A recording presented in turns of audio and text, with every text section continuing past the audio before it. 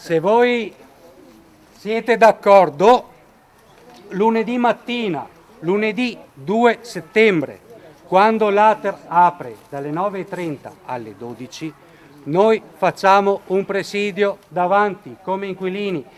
È finita così l'ennesima riunione di inquilini ATER nella Marca.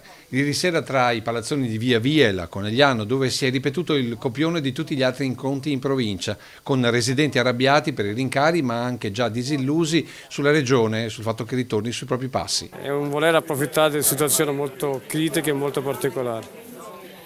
Signora, lei è inquilina ATER? Sì.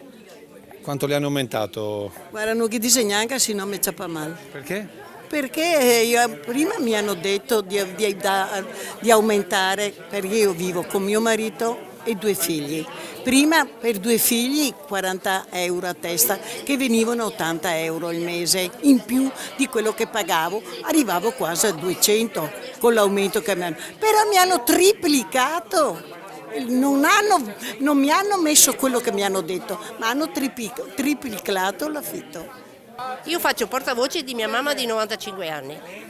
Da Vittorio sono andata a Treviso, delusa questa sera, perché la rappresentanza non rispecchia tutte le lamentele. Segnali di una decisa confusione sull'intera vicenda, tra l'altro su una volontà comune per gli inquilini ATER. Infatti il commissario dell'ente Luca Baratin ha confermato ieri che saranno rivisti uno per uno tutti i casi dove l'affitto ha avuto un aumento superiore al 30%, non appena sarà definito l'intero quadro degli oltre 5.200 contratti d'affitto corrispondenti ad altrettanti alloggi di edilizia residenziale pubblica.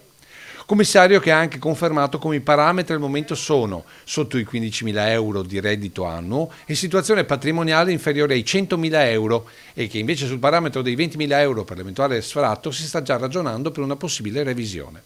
L'obiettivo è di rivedere gli affitti permettendo all'ente di avere maggiori risorse da investire in manutenzioni e messe a norma degli oltre 5.000 alloggi.